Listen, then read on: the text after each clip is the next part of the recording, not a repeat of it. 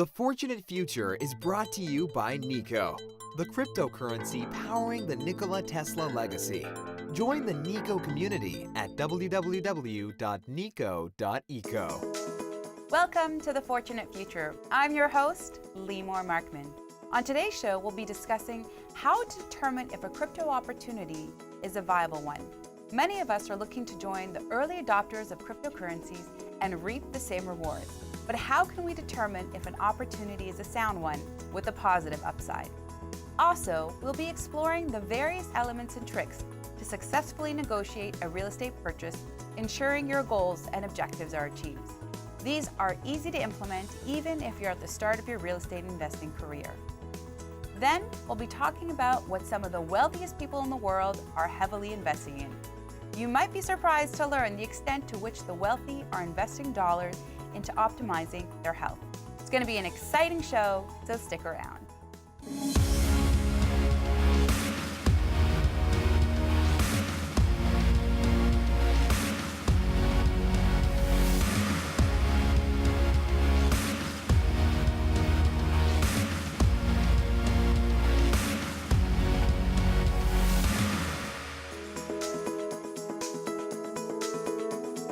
So, you've decided you're going to take the plunge into investing in the digital world of cryptocurrencies.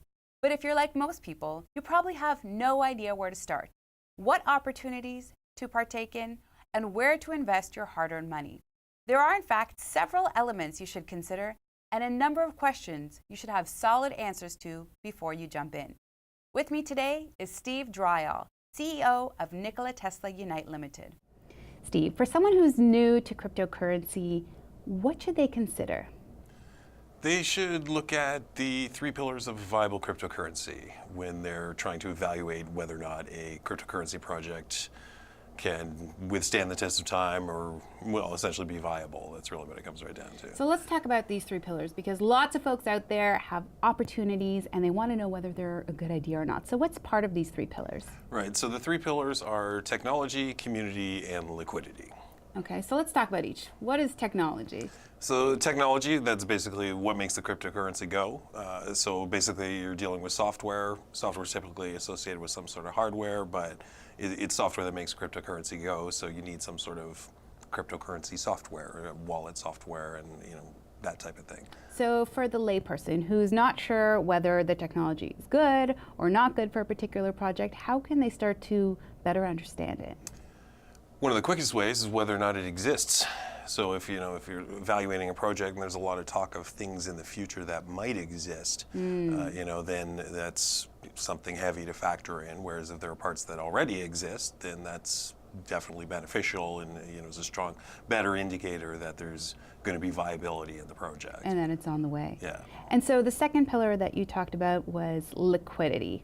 What does liquidity mean, and how do you understand whether or not there's liquidity connected to an opportunity you're looking at? Right, so liquidity basically covers your ability to convert the currency or the coin into something other than the coin.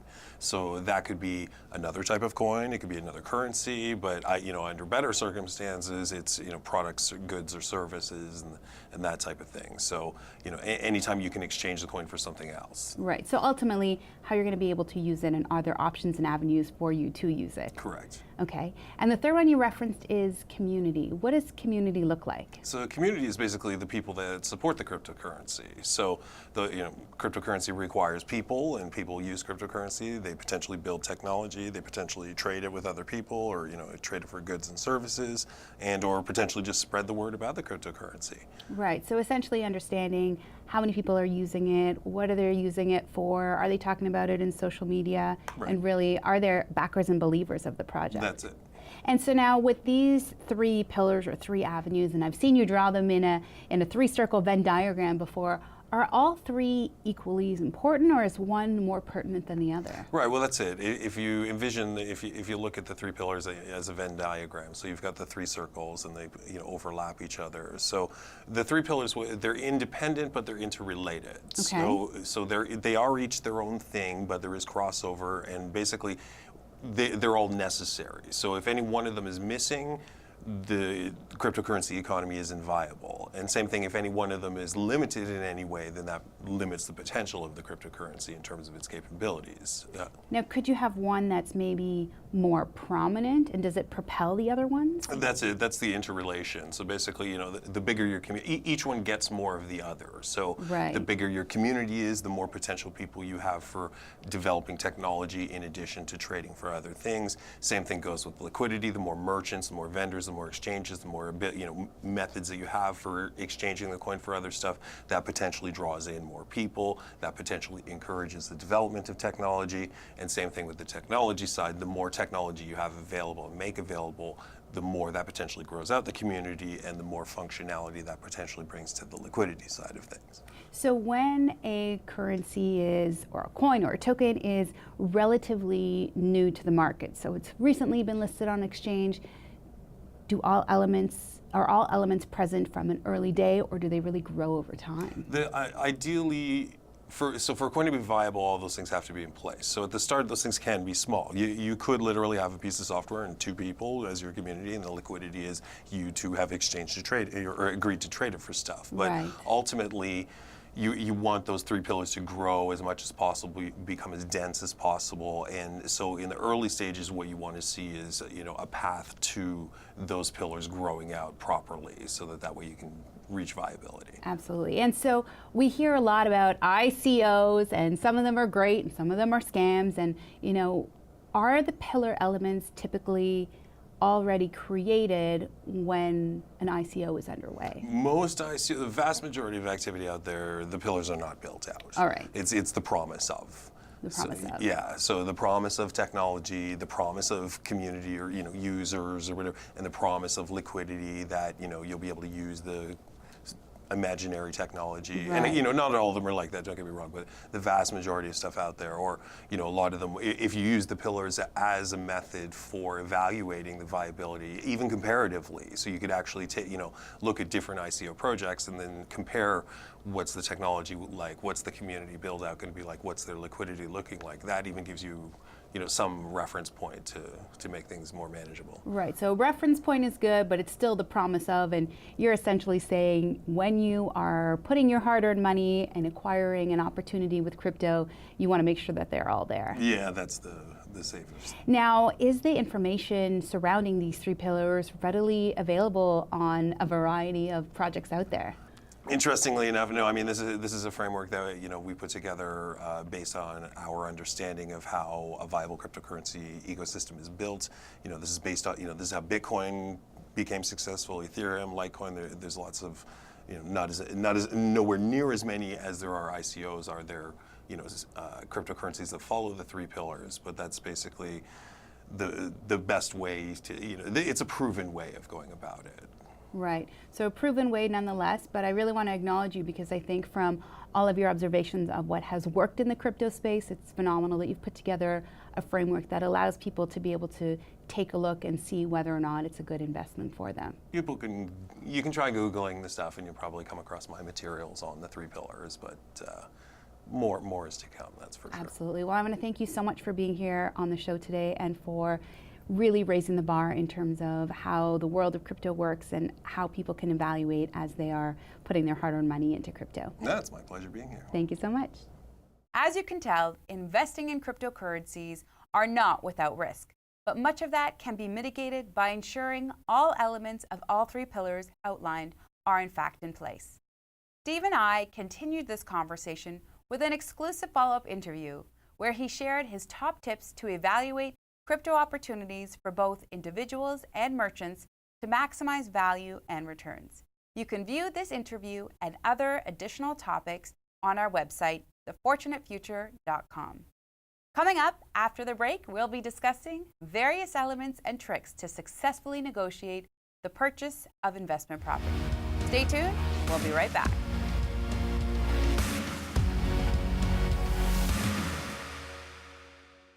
The Fortunate Future is brought to you by Nico, the cryptocurrency powering the Nikola Tesla legacy. Join the Nico community at www.nico.eco. Nikola Tesla was an inventor and futurist who helped shape our world. Nikola Tesla Unite Limited was formed to advance his visions of making the world a better place for all. Using a cryptocurrency called NICO, Nikola Tesla's legacy is being taken to new places in ways never before imagined. NICO is the center of a digital economy that brings like-minded people together. Those who believe in the vision of Nikola Tesla are part of the NICO economy that aims to empower everyone with the ability to achieve their dreams. For more information, visit www.nico.eco.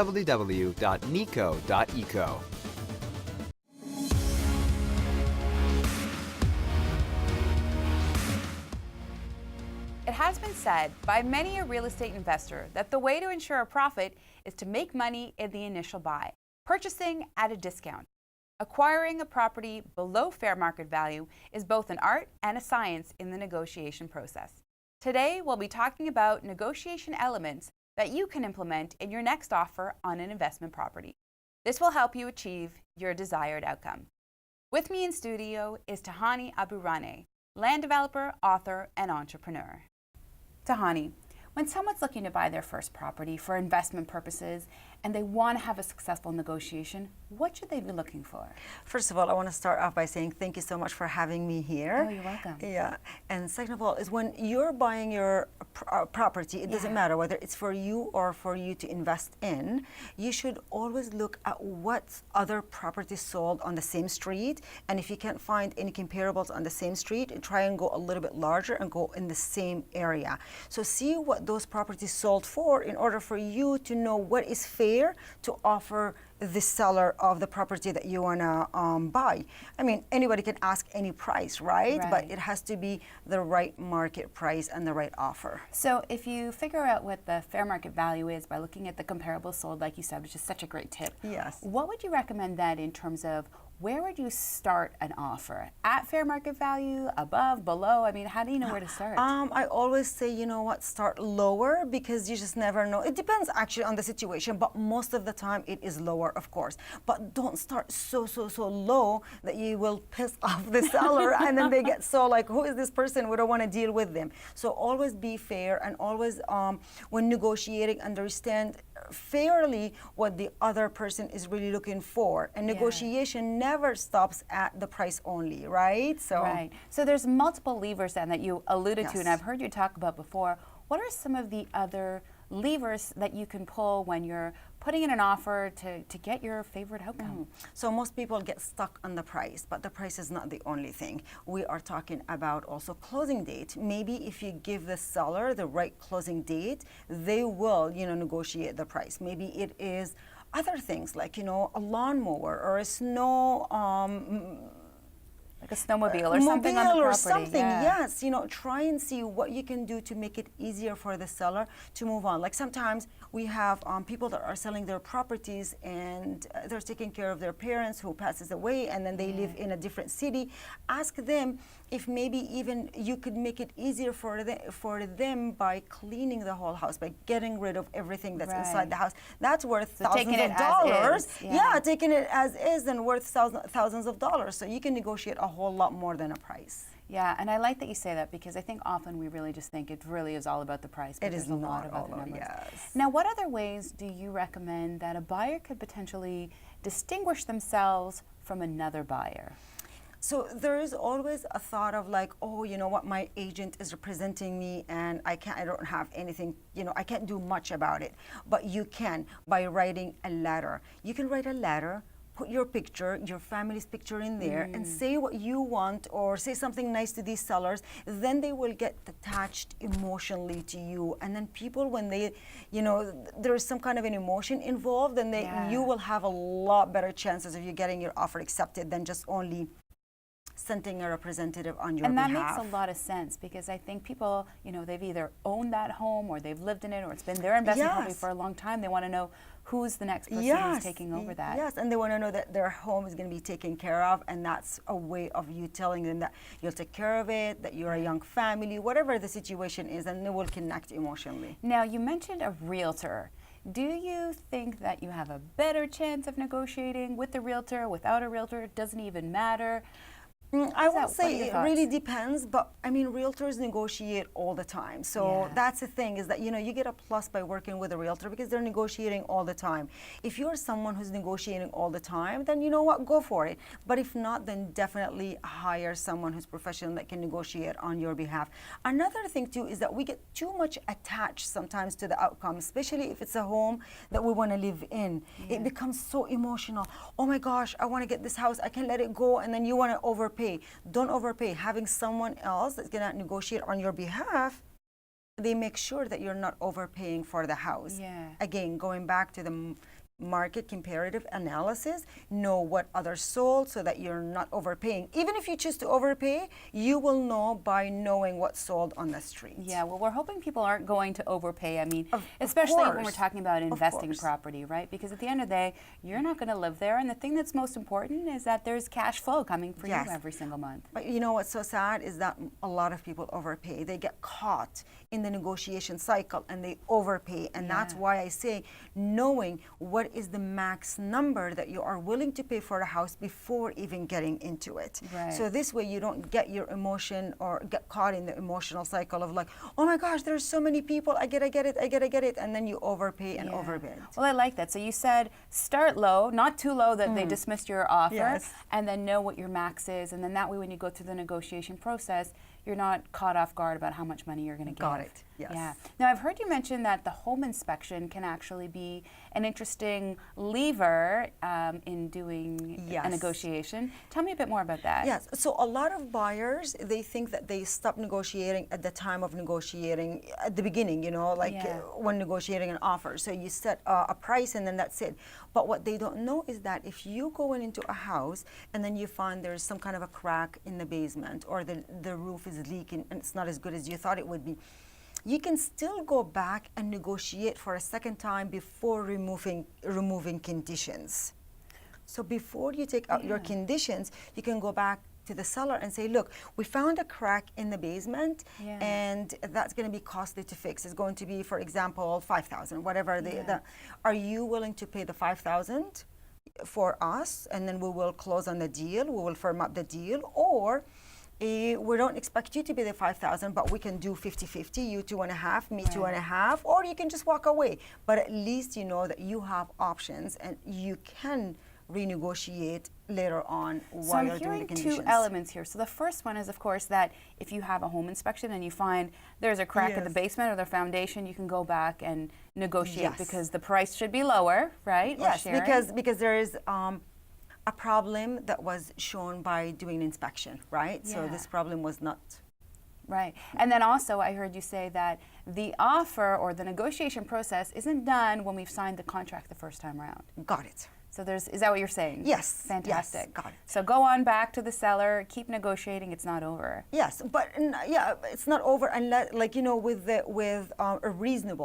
with a reasonable reason, or For sure. like a foundation or crack or something like that. Now, last question that I've got for you before we wrap up today is, in a negotiation, is there always a winner and a loser? What are your thoughts on that? Never. Never. Tell me ever. more. No, because it's always about both of them coming to an agreement. Yeah. If a seller does not or is not willing to, sell for a certain price, then the buyer is not willing. It's always about both of them coming to an agreement, and that's what everybody needs to know. It's never about taking advantage of anybody, or it's about, one winning, one losing, or any of that stuff. It's always about making sure that both parties are happy at the end. I love that. Let's negotiate, let's get a great deal, and Yes. let's make sure the seller as well is very happy. Tahani, Yes. thank you so much for being here. Thank you so much for having me here. Specific tips implemented the right way, together with a personal touch, will go a long way in helping you add your ideal investment property to your portfolio. Tahani and I continued this conversation with an exclusive follow-up interview where she shared how to get started in real estate as a first-time investor. You could view this interview and additional topics on our website, thefortunatefuture.com. Coming up after the break, we'll be discussing why some of the world's wealthiest people are investing in taking their health to the next level. So stay tuned. We'll be right back.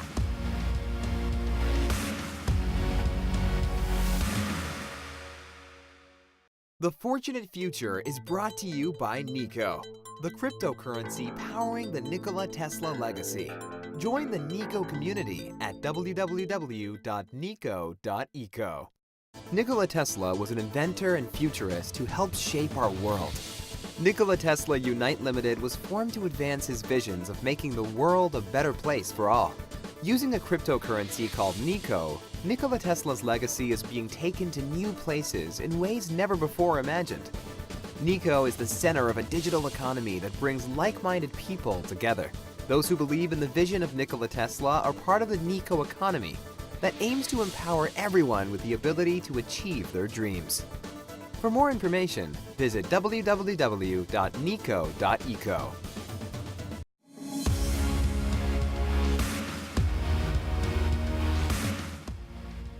It's been said that we spend the better part of our lives chasing wealth, only to spend the rest of our lives trying to reclaim the health of our youth. Many of us have worked around the clock trying to provide for our families and improve our finances. What if we had it all wrong? And we can, in fact, achieve and maintain an optimal level of health while increasing our financial net worth. To this end, some of the richest people in the world are investing in taking their health to the next level. With me today is Sachin Patel, founder of the Living Proof Institute. Sachin, when you think about finances and generating wealth, you don't necessarily think about health at the forefront. But why is it that some of the wealthiest people in the world are spending a lot of time and money on their health? Well, I think they're starting to recognize the true value of their health. The way I look at health and the way a lot of people are starting to look at health is that health is the foundation, but it's also the ceiling.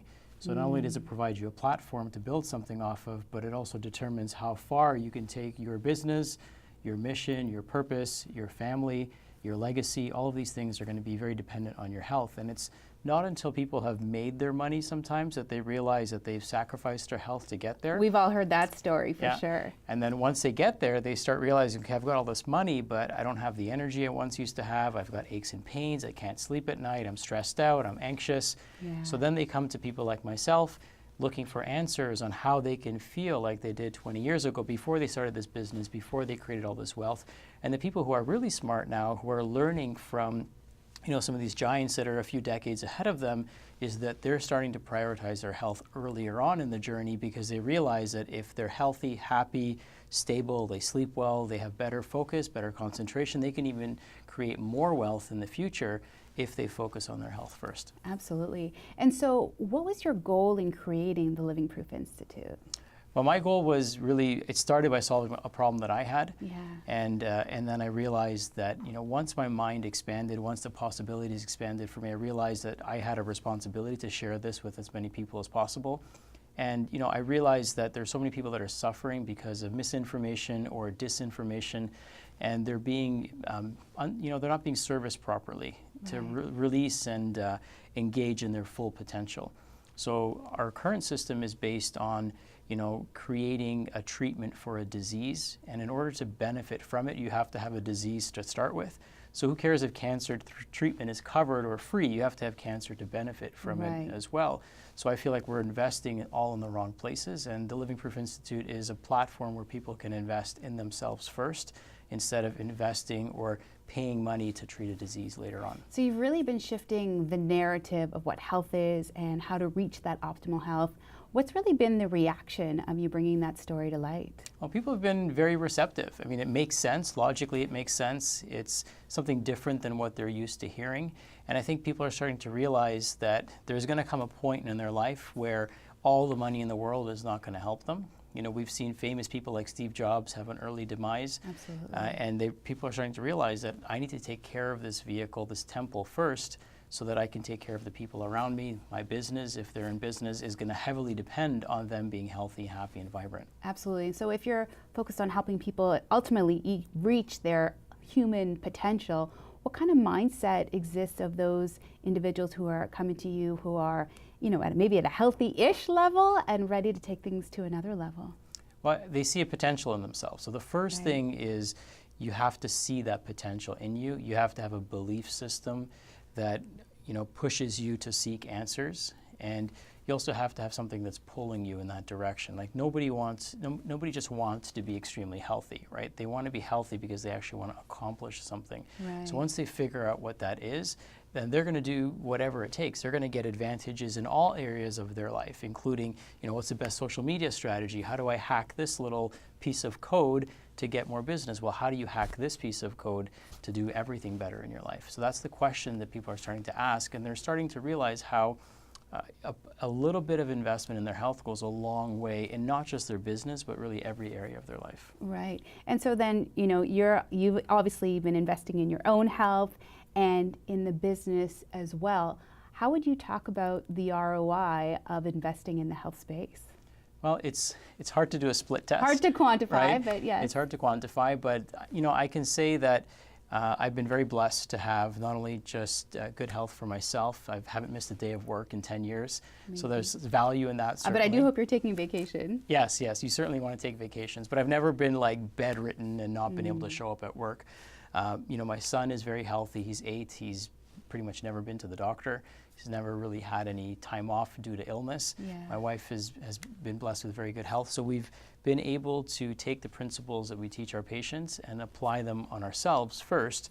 And the benefits have been huge. And it's not just about the quantification of it. It's not just about how much more money are you making because you're healthier, but it's more so how much happier are you? How much contribution are you able to give because you're healthier and happier as a result of it? And for us, the ROI has been huge. It's for me, the best measure of good health is how well you sleep at night, because that means you don't have any demons. It means that you've got good blood sugar regulation. It means you're not going to bed with tons of stress. You've probably got good relationships.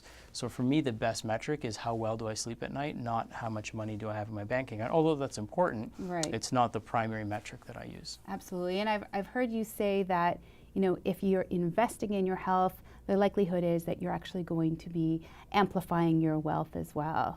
Yeah, when you invest in your health, you're investing in everything, right? Absolutely. Because health is a function of so many different variables. It's a function of your relationships. It's a function of your diet. It's a function of your connection with nature. It's a function of your connection with purpose and source. So when you invest in health, at least from our perspective, you're investing in every single area of your life. Absolutely. Well, I really want to acknowledge you for stepping up, for changing the narrative, because I know so many people are watching the show saying, but I came on to learn about an investment strategy, but at the heart of it all is if you don't have your health, no amount of money is really going to make a difference. Absolutely, and that's so critical for people to realize how important their health is, because there's no amount of money that anyone would accept to be sick.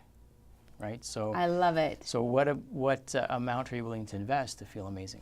That's a great way to end off. Sachin, thank you so much for being here. Thank you. It's my pleasure. What an inspiring and refreshing way to think about the correlation of health and wealth, and how, if we focus on our health, we'll lead better quality lives and be able to achieve a higher net worth. Sachin and I continued this conversation with an exclusive follow-up interview where he shared steps you can take to living a healthy life that will make you wealthier. You can view this interview and additional topics on our website, thefortunatefuture.com. That wraps up today's show. Be sure to tune in every week to learn more about cryptocurrency, investing in real estate, and personal finance. I'd like to thank my guests, Steve, Tahani, and Sachin, for being here on the show today. For more information, be sure to check out our website, thefortunatefuture.com, where you can find additional online content. Thanks for watching. I'm Limor Markman. Until next time, your fortunate future awaits. The Fortunate Future is brought to you by NICO, the cryptocurrency powering the Nikola Tesla legacy. Join the NICO community at www.nico.eco. Hairstyling provided by Hair Love by LB Hair. Hair products provided by Kevin Murphy.